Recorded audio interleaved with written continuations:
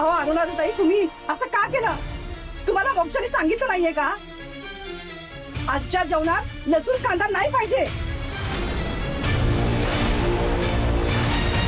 काय ग मोक्ष, एक गोष्ट तुझ्या लक्षात राहत नाही? अगं तुला बजावून सांगितलं होतं ना मी, तरी सुद्धा ही चूक केलीस. आई, मी सांगितलं होतं. अगं तू सांगितलंस, पण त्यांच्याकडून चूक झाली असेल ना. तुम्ही असं का केलं अरुणाताई? अहो तुमच्यामुळं पूजेमध्ये बाधा झाले, तर एवढ्या लोकांसमोर आमची इज्जत गेले. तुमच्याकडून ही अपेक्षा नव्हती. पण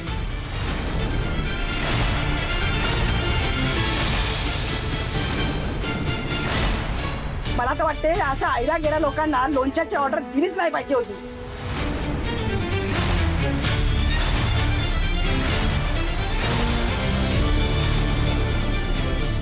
काय बोलतात या? छान छान. तुमच्यामुळे माझ्या मुलाच्या पूजेमध्ये बाधा आले.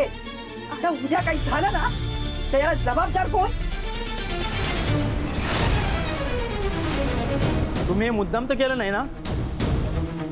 कारण तुमच्यासारख्या गरीब लोकांना श्रीमंताचं काही सहन होत नाही. तुम्हाला आम्हाला त्रास देऊन कसला आनंद मिळतो? बस.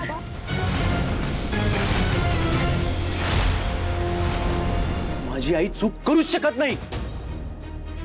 अहो लोणच्यामध्ये कांदा लसूण कोण टाकतंय?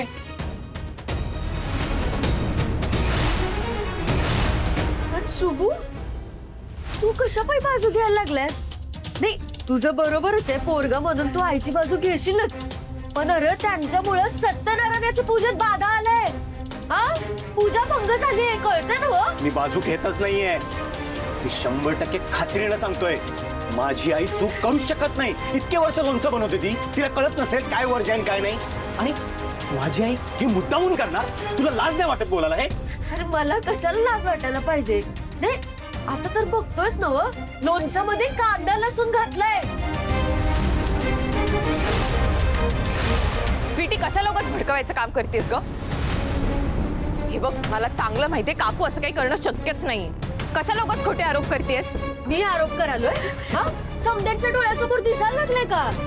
समद्यांना कळतंय की लोणच्यामध्ये कांदा लसूण घातलाय. नाही, आणि मला काय वाटालंय, जेवढ्या दोषी आहेत ना, त्याच्यापेक्षा जास्त दोषी ही श्रावणी आहे. कारण तिनं ऑर्डर दिली होती. विचारा की तिला.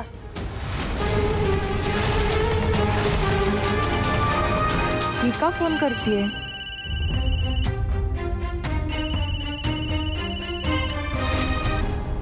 हॅलो. काय श्रावणी, कसा काय चाललाय तमाशा?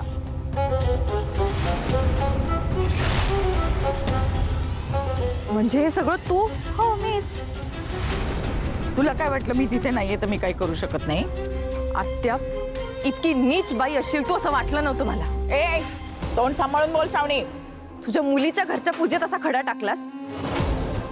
अगं तुझ्या जावयाच्या वाढदिवसाची पूजा होती ना ही, तीच भंग केलीस. हो मीच केलं हे सगळं. कारण मोक्षा सध्या माझ्याशी माझ्या मुलीसारखी वागत नाहीये. आणि श्रावणी, जिथे तू आहेस ना, तिथे तमाशा आणि बदनामी तर व्हायलाच हवी. आत्या, आता हद्द पार केलीस तू.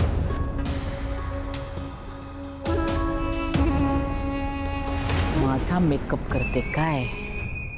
हा, कळलंच असेल आता अलकनंदा काय चीज आहे ती.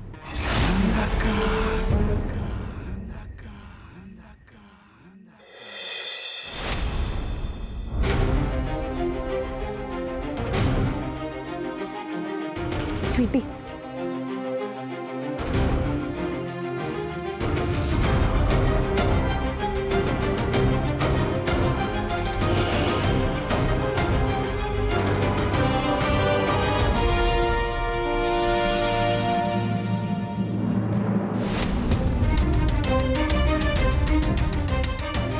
काय ग श्रावणी, हिथं कशा पायी बोलवलंस ग मला? खरं खरं सांग, आत्याच्या सांगण्यावरनं तूच लोणच्यामध्ये कांदा लसूण मिक्स केलंस ना? अरे बापरे, कळलं होय तुला? चल, बरंच झालं, मला वेगळं सांगायची गरज नाही. होय ग श्रावणी, मीच समजा कारनामा केलाय. आणि काय करणार आहेस ग तू? कळलं ना तुला? त्या लोणच्यात मीच कांदा लसूण मिसळलंय. जा आता अख्ख्या कोल्हापुराला बोंबलत सांग, या स्वीटीनंच कांदा लसूण मिसळलंय लोणच्यात. बघ की कोण विश्वास ठेवतंय का तुझ्यावर? बघ.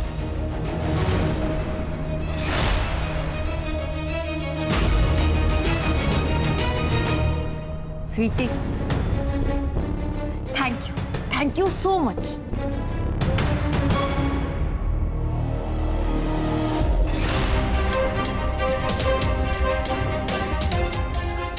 मान्य आहे की आजच्या दिवशी नैवेद्यामध्ये कांदा आणि लसूण चालत नाही,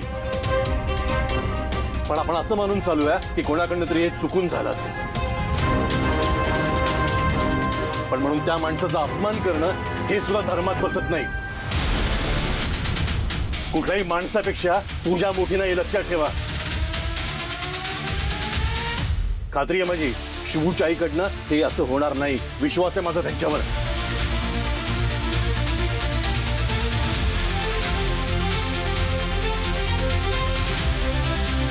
शुभू, दुसऱ्यांच्या घरी आलास तरी स्वतःच्या आईसाठी आवाज उठवलास, चांगली गोष्ट केलीस तू.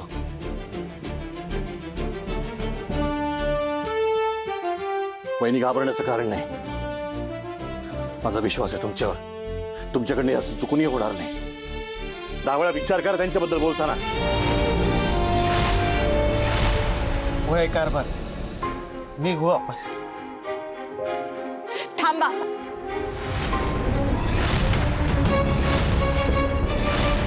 लोणच्यामध्ये कांदा लसूण स्वीटीने टाकलं होतं.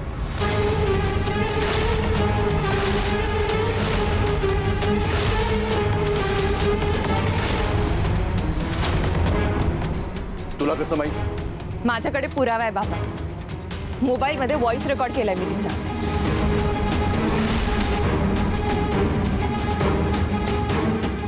स्वीटी,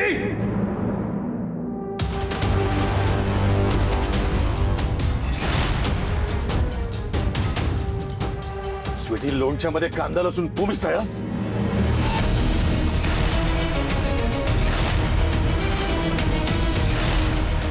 काय विचारतोय स्वीटी? अगं बोल ना, गप्प काय? हिच्याकडनं कसं वधवून घ्यायचं मला चांगलंच ठाऊक आहे. स्वीटी, खरं सांग, हे तूच केलंस ना? स्वीटी, खरं काय ते सांग, नाहीतर तुझं व्हॉइस रेकॉर्डिंग मी इथे सगळ्यांना ऐकवेन आणि मग त्यात तू जे जे बोललीस ना ते सगळ्यांना कळेल. स्वीटी, खरं सांग. होय.